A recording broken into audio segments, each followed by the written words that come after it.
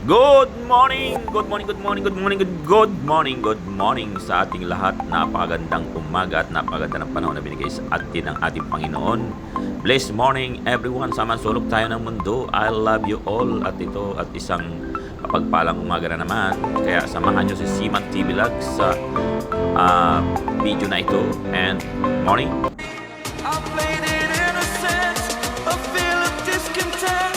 I'm finally facing it all, fearless. Good morning mga idol, mga idol, mga idol. Good morning, good morning. At ito nga, nagbabalik ang inyong Siman TV Vlog. At samahan nyo ako sa video na ito. At ang gagawin nga pala namin ngayon ay mag-overhaul kami ng main air compressor ng aming barko. At kung paano nga pala ito ino-overhaul ay tuloy nyo lang ang video na ito hanggang sa dulo. At sa makakatulong ito doon sa mga magsisiman dyan at yung mga inspiring engineers dyan at mga engine department. At ito nga, at nandito na ako sa may compressor namin. Yanmar nga pala itong aming compressor. At o-overhaulin namin dahil overdue na nga siya doon sa aming PMS, yung tinatawag na plan maintenance system ng barko. At kahit maganda pa ang performance ng isang machinery, pag ito'y naka-overdue na, ay dapat na itong overhaulin. Dahil kailangan ma-inspection yung mga parts niya, yung mga internal parts, kung okay pa ba talaga siya, na ma-sure ito kung ito ay condition na talagang gumagana. No? Kaya even though na okay pa yung performance, pero yun na yung ating maintenance plan, ay kailangan natin overhaulin ito. At ito nga, nilagyan natin ito ng warning device. At para safety lagi, gawin lang laging safety tuwing magkakaroon ng mga maintenance. Lagyan ng warning sign, tapos switch off.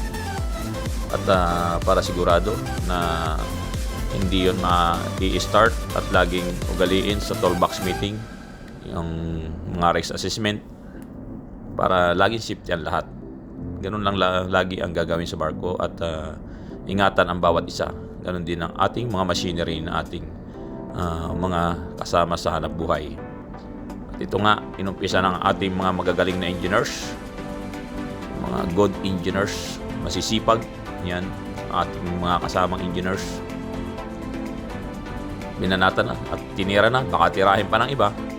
At yun nga, tinanggalan natin yung mga tornilyo, dinedrain yung tubig, at sinarado yung hangin. At ugaliin lang lagi na doon sa checklist naka-specify yung mga gagawin. Laging tingnan doon sa ating maintenance manual kung paano nga ba pag-overhaul. Kahit na yung iba kabisado na, pero gawing ugaliin, tingnan doon sa maintenance manual kung paano siya overhaulin, mga procedure, para laging safety ang trabaho. Napaka-importante ng mga machinery sa barko. Kapares nitong main air compressor, kung saan ito yung ginagamit na pang general sa mga hangin, sa main engine, para maka-start ang ating main engine. Mga maintenance, pangangatok, ginagamit sa whistle, kung saan ito ginagamit. Napaka-importante nitong hangin para sa barko. Kaya naman, mini-maintenance natin ito ng maayos para laging condition siya. Bali, dalawa yung ating compressor dito sa barko, yung main air compressor number 1 and number 2. At dyan, tinatanggal na nga natin yung collar niya para makita natin kung okay ba siya. At para hindi siya nag-overheat, mini-maintenance natin yung ating collar niya. Kita nyo naman yan yung loob, yung internal parts ng ating main air compressor. At yun nga, tinatanggalan natin dito yung connecting rod ng ating main air compressor. At titingnan yung bearing niya kung okay pa ba, at bubunutin na nga natin yung piston. Yan, bali yung piston ring ay nakita ko okay pa naman, pero papalitan na rin siya ng bagong spare na piston na ring. Yung liner, okay pa ang condition, wala siyang mga masyadong gas-gas. at smooth pa yung ating piston ring sa kanyang piston groove. Hindi siya masyadong makarbon, ibig sabihin maganda pa yung condition ng ating compressor. Wala siyang masyadong mga carbon deposit at maayos ang bumabol yung ating mga piston ring. Kaya yun, tinatanggal na nga at lilinisin natin yan at papalitan natin ang mga bagong piston ring. At yung pagkakatayo-tayo at pagkakasunod-sunod ng piston ring ay ugaliin lang na tama ito at nandoon sa tamang pagkakasunod-sunod ayon sa ating instruction manual, no?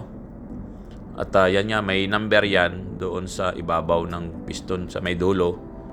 At yung number na yan ay o letters ay laging nandoon sa ibabaw ang tayo, upper. Yan, kapares niyan, nasa ibabaw. Kaya sa mga mga engineers or mga mag-i-engineers, mga oilers, yan, sana ay makatulong ito sa inyo yung pag-overhaul ng main air compressor ng barko. Mga idol. God bless everyone always and keep safe. At tuloy lang sa ating mga pangarap para sa atin, sa mga mahal sa buhay. Yun nga, at naikabit na nga natin yung piston at hindi ko na ipakita yung paglagay at yun nga, nailagay na yan. At susunod natin yung mga accessories, yung cooler, yung mga suction valve, delivery valve, tapos yan yung ating cooler. Bali, nilinis natin yan, maayos na ang gasket, maayos ang pagkakakabit ng gasket para wala tayong back job, walang leaking. Inspeksyonin lang ng maayos, lagyan natin ng sealant para sigurado na hindi siya maglilik at ilalagay na nga ng ating mga good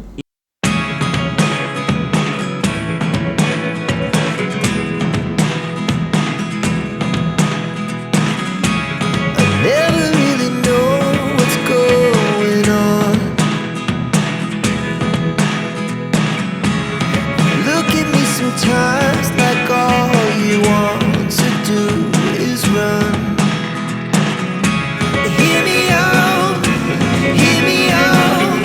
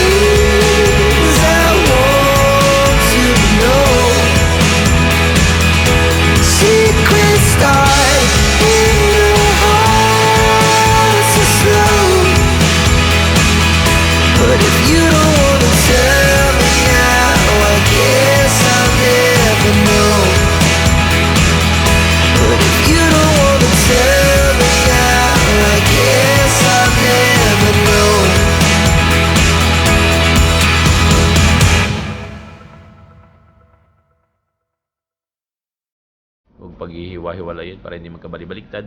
At kinabit na nga yung cover ng ating delivery valve, mga idol. At ito nga pala mga idol ang magpapalit na tayo ng filter. At suggest ko lang mga idol, huwag kalimutang lagyan ito ng langis. Laging punuin yung ikakabit na spare filter para hindi tayo magkaroon ng airbound yung ating oil pump o oil system. Kahit sa mga pagpalit ng sa mga sasakyan, nilalagyan talaga ng langis, pinupuno para hindi siya magkaroon ng problema mag-airbound yung ating lubricant system. Yun ang mga diskarte na isa doon sa pagpalit ng ating filter, mga idol. At yun na nga, hinihigpitan na ng ating masipag na engineers. Yan. At may ginagamit tayo na panghigpit, kaya yun. At kakabit na uli yung kabilang delivery valve. At kinakargahan na nga natin ito ng oil, new oil,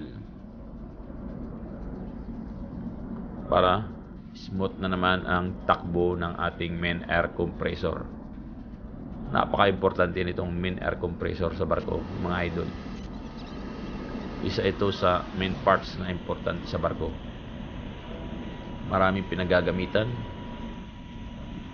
Hindi makakatakbo ang barko kung wala ang main air compressor. Wala tayong supply ng hangin. Ito kasi ang primary starting ng ating main engine. Kaya yun, at ini-start na nga natin ito, tinitesting, stop start, mga idol, tinitingnan, ino-obserbahan natin kung okay ba yung andar niya, wala ba siya mga abnormal sound, smooth ba yung kanyang operation, yung mga hangin, sanction ng fresh water, pressure ng oil, pressure ng hangin. Yan, mga idol.